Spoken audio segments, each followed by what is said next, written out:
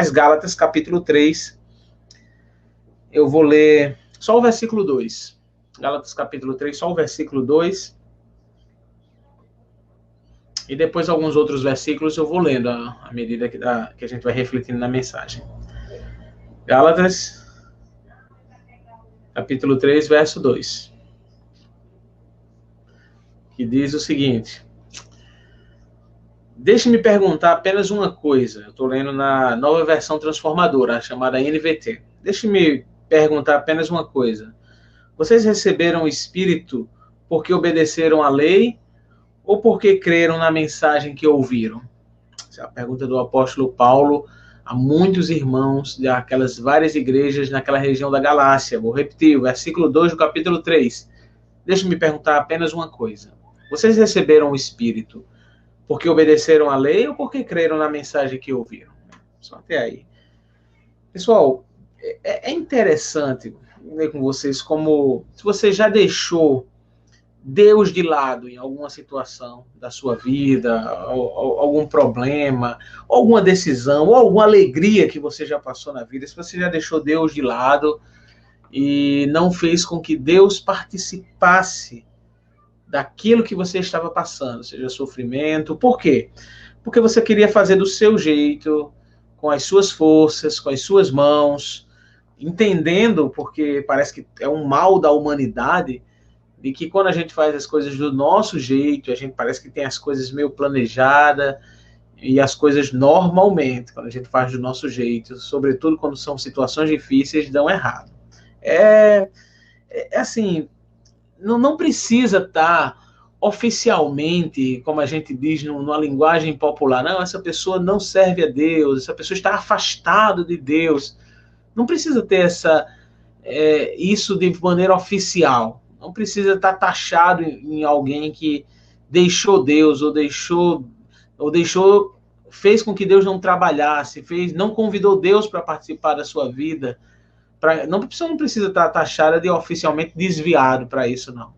Às vezes, em situações do dia a dia, as pessoas deixam Deus de lado das decisões que precisam tomar. É interessante porque os irmãos nessa igreja, na Galácia, passavam por isso.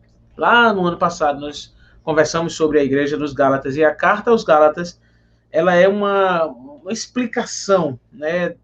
É uma explanação, uma defesa do evangelho, como nós descrevemos nas nossas mídias sociais, do evangelho que fala de graça, o evangelho da graça. E os irmãos, eles haviam abandonado o evangelho, mesmo dizendo que não tinham abandonado. Na verdade, eles começaram a pegar aquele evangelho puro que eles aprenderam, que o apóstolo Paulo os ensinou e que outros líderes os ensinaram, e começaram então a colocar nesse evangelho puro e simples as coisas deles, do jeito deles, da forma que eles queriam fazer. E aí eles começaram a macular o evangelho. Porque o evangelho que é libertador, o evangelho que é bênção, o evangelho que havia tirado eles de um lamaçal de pecado, o evangelho que havia aberto a mente deles para o entendimento. Quando eles trouxeram as coisas dele, trouxeram os mitos judaicos, fábulas, trouxeram legalismo, entenderam que precisavam viver da lei, acharam que a graça de Deus não é suficiente, não acreditavam então na suficiência, uma doutrina importantíssima das igrejas cristãs, não acreditavam na suficiência da graça de Deus, e aí precisaram trazer lei, obras, atos místicos, para dar um complemento na graça. Ou seja, os irmãos que viviam nessa região da Galácia quiseram agir do jeito deles, trazendo coisas para o evangelho que nada tem a ver com o evangelho. E essa situação é uma situação que ocorre desde os primórdios e até hoje também.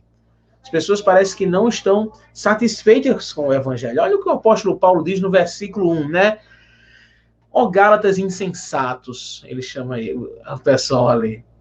Quem os enfeitiçou?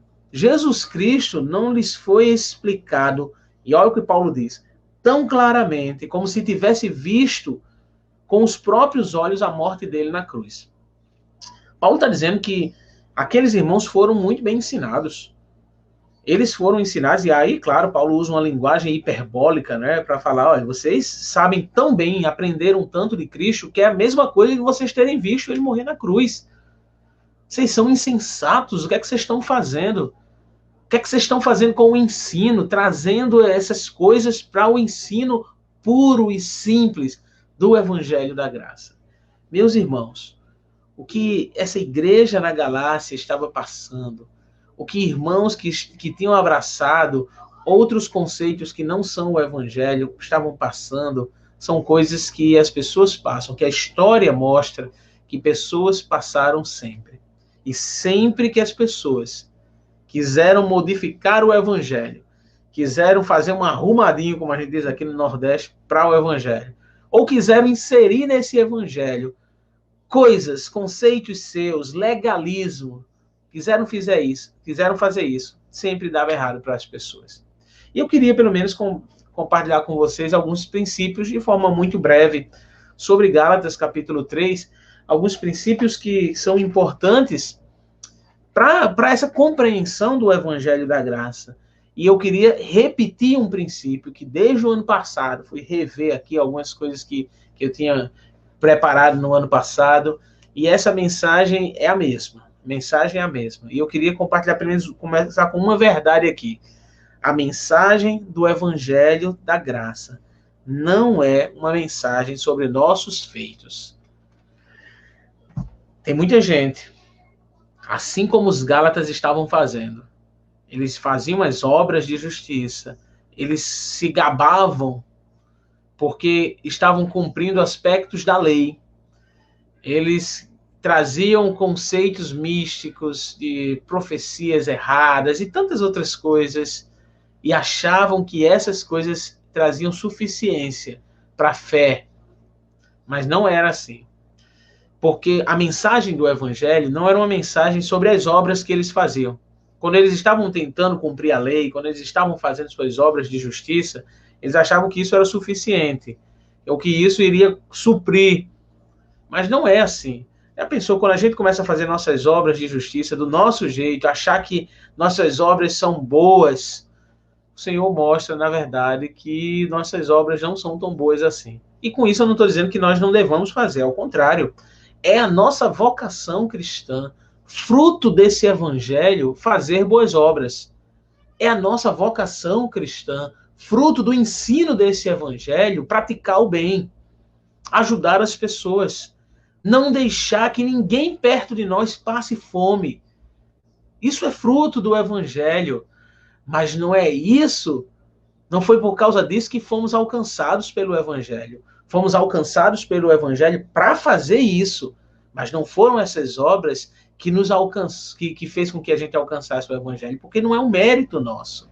Então, a mensagem do evangelho não são os nossos feitos. Você já viu pessoas que gostam de...